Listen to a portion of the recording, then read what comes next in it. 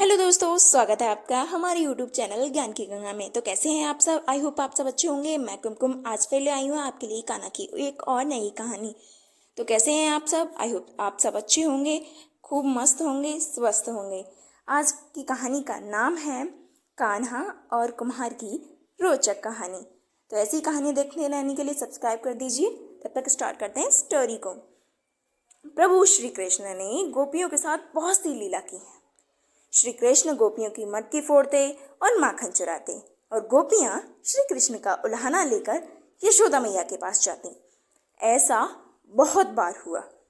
एक बार की बात है कि यशोदा मैया प्रभु श्री कृष्ण के उल्हानों से तंग आ गईं, उनकी शिकायतों से तंग आ गईं और छड़ी लेकर श्री कृष्ण की ओर दौड़ी। जब प्रभु ने अपनी मैया को क्रोध में देखा तो वह अपना बचाव करने के लिए भागने लगे और भागते भागते श्री कृष्ण एक कुम्हार के पास पहुंचे। भागते भागते उन्हें जहां सहारा दिखा वहां पहुंच गए एक कुम्हार के पास। तो कुम्हार तो अपनी मिट्टी के घड़े बनाने में व्यस्त था, लेकिन जैसे ही कुम्हार ने श्री कृष्ण को देखा तो वह बहुत प्रसन्न हुआ। कुम्हार जानता था कि श्री कृष्ण साक्षात परमेश्वर हैं। तब प्रभु ने कुम्हार से कहा कि कुम्हार जी, आज मेरी मैया मुझ पर बहुत क्रोधित है। मैया छड़ी लेकर मेरे पीछे आ रही है। मैया, भैया, मुझे कहीं छुपा लो। बड़े प्यार से श्री कृष्ण ने कुम्हार से कहा। तब कुम्हार ने श्री कृष्ण को एक बड़े से घड़े के, बड़े सी मटके के नीचे छुपा दिया। कुछ ही क्षणों में मैया यशोदा भी वहां आ गई और कुम्हार से पूछने लगी कि क्यों रे कुम्हार, तैने मेरे कन्हैया कहीं देखो है का? ऐसा मैया ने पूछा कान्हा के बारे में। अब कान्हा तो मटके के नीचे सारा सब कुछ सुन रहे थे, लेकिन कुम्हार, भाई कुम्हार तो सच्चा वक्त था। कुम्हार ने कह दिया, नहीं मैया, मैंने कन्हैया को नहीं देखा। श्री कृष्ण ये सब बातें खड़े के नीचे छुप कर सुन रहे थे। मैया तो वहां से चली गई। अब प्रभु श्री कृष्ण कुम्हार से कहते हैं कि कुम्हार जी, यदि मैया चली गई तो मुझे इस घड़े से बाहर निकालो। कुम्हार बोला, ऐसे नहीं प्रभु जी, पहले मुझे 84 लाख योनियों से बंधन से मुक्त करने का वचन दो। अरे भाई, अब कुम्हार तो वही अपना प्राइज मांग रहा है भगवान जी को छुपाने का। भगवान मुस्कुराए और कहा कि चलो भाई ठीक है, मैं तुम्हें 84 लाख योनियों से मुक्त करने का वचन देता हूँ। अब तो मुझे बाहर निकालो। ऐसा प्रभु ने कहा।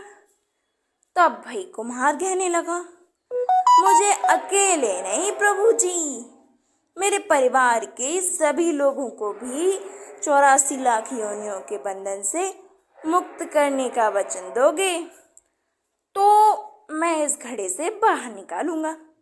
अरे भाई, कुम्हार की डिमांडें तो बढ़ती जा रही हैं, एक के बाद डिमांड उसकी चलती जा रही है। प्रभु जी कहते हैं, चलो ठीक है, उनको भी 84 लाख योनियों के बंधन से मुक्त होने का मैं वचन देता हूँ। अब तो मुझे घड़े से बाहर निकाल दो।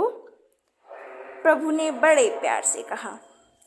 अब भाई कुमार तो अब भी तैयार नहीं था निकालने के लिए। अब कुमार कहता है, बस प्रभु जी, एक विनती और है। प्रभु ने कहा, अभी एक और है? तो उसे भी पूरा करने का वचन दे दो तो मैं आपको घड़े से बाहर निकाल दूंगा। प्रभु सोचने लगे, अरे भाई, अभी इसकी एक विनती थी, अब तो एक के बाद एक चलती जा रही हैं। पर फिर भी भगवान बोले, अब विनती है तो वो भी बता दो, क्या कहना चाहते हो? कुम्हार कहने लगा, प्रभु जी, जिस घड़े के नीचे आप छुपे हो ना, हाँ हाँ, वही बड़ा मटका जिसके अंदर छुपे हो आप, उसकी मिट्टी मेरे बैलों के ऊपर लाद के लाई गई है। मेरे इन बैलों को भी 84 के बंधन से मुक्त करने का वचन दो। भगवान ने कुमार के प्रेम पर प्रसन्न होकर उन बैलों को भी 84 के बंधन से मुक्त होने का वचन दे डाला। अब क्या? अब फिर वो बोला, प्रभु जी। प्रभु बोले, अब तो मैं तुम्हारी सब इच्छा पूरी हो गई। अब तो मैंने सारी इच्छा तुम्हारी पूरी कर दी। अब तो मुझे घड़े से बाहर निकाल दो। प्रभु ने बड़े ही कोमल हृदय से कहा। तब कुम्हार कहता है, अभी नहीं भगवान, बस एक अंतिम इच्छा और है। अरे भाई बस करो, कितनी कितनी रिश्वत लिए जा रहा है मटके से बाहर निकालने की।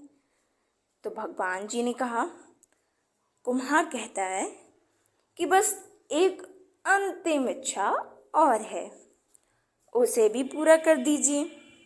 और वह यह है कि जो भी प्राणी हम दोनों के बीच के इस संवाद को सुनेगा, इस बातचीत को सुनेगा, उसे भी आप 84 लाख योनियों के बंधन से मुक्त करोगे।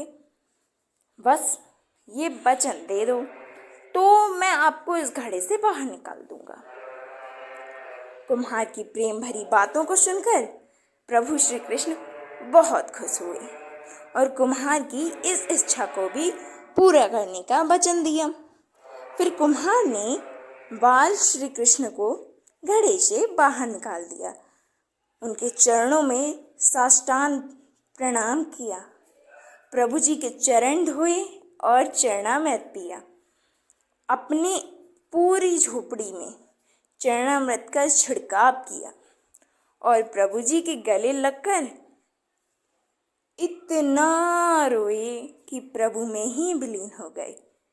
जरा सोचें, जो बाल श्री कृष्ण 7 कोस लंबे चौड़े गोवर्धन पर्वत को अपनी इकन्नी छोटी उंगली पर उठा सकते हैं, वो क्या एक घड़ा नहीं उठा सकते थे?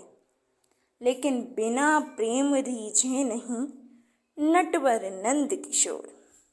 कोई कितने भी यज्ञ करे, अनुष्ठान करे, कितना भी दान करे, चाहे कितनी भी भक्ति करे, लेकिन जब तक मन में प्राणी मात्र के लिए प्रेम नहीं होगा, प्रभु श्री कृष्ण नहीं मिल सकते। इसलिए बोलिए राधे राधे। तो कैसी लगी आपको स्टोरी? कमेंट में लिखकर बताएं एंड चैनल को लाइक करना, शेयर करना एंड सब्सक्राइब करना बिल्कुल भी ना भूलें। ऐसी कहानियाँ लगातार देखने के लिए कर दीजिए चैनल को सब्सक्राइब एंड नोटिफिकेशन बेल को ऑन। तो मिलते हैं अगली वीडियो में, तब तक के लिए धन्यवाद। Thanks for watching. खुश रहिए।